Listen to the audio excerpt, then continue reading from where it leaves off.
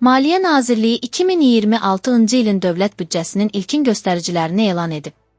Növbəti il üçün dövlət büdcəsinin gəlirləri 38,4, xərcləri isə 41,5 milyard manat gözlənilir. Bu ilin büdcə proqnozları ilə müqayisədə fiskal gəlirlərimiz 0,2, xərclərimiz 0,3% artacaq. 2026-cı ildə dövlət büdcəsinin kəsiri 3,1 milyard manat olacaq. Gəlir və xərclərə nisbətən büdcə kəsiri daha çox artacaq. Dövlət büdcəsində bir barel xam neftinin qiyməti $65 nəzərdə tutulur. Turkustan Azın xəbərinə görə.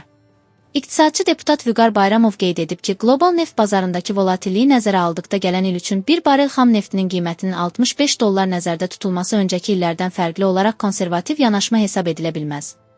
Bir barel xam neftin qiyməti ilə bağlı əksər beynəlxalq təşkilatların proqnozları $50-60 intervalında dəyişir. Gələn ilin dövlət büdcəsinin gəlirləri ilə bağlı ən pozitiv məqamlardan biri qeyri-resurs gəlirlərinin ümumi daxil olmalarda payının 57,4% proqnozlaşdırılmasıdır.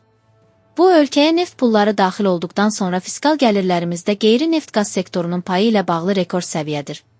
Bu il üçün bu göstərici 52,3% nəzərdə tutulmuşdu.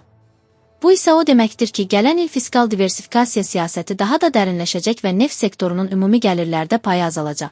Bu isə neftdən asılılığın minimumlaşdırılması baxımdan təqdirə layiqdir, deputat bildirib. Gələn il müdafiə və milli təhlükəsizlik üçün 8,7 milyard manat ayrılacaq. İqtisadi fəaliyyətə isə 7,6 milyard manat xərclənəcək. Sosial müdafiə və sosial təminat üçün isə 4,8 milyard manat nəzərdə tutulur. Sosial müdafiə və sosial təminat üzrə xərclərinin büdcədə xüsusi çəkisi 11,7% proqnozlaşdırılır. Növbəti il sosial müdafiə və sosial təminat üzrə xərclər 2025-ci illə müqayisədə 121 milyon manat, yaxud 2,54% qədər çox olacaq. Qeyd edək ki, bu maddə üzrə xərclər birbaşa sosial təminat xərclərdir. Bütövlükdə gələn il sosial xərclərin ümumi büdcə xərclərinin 40%-dən çoxunu təşkil edəcəyi gözlənilir.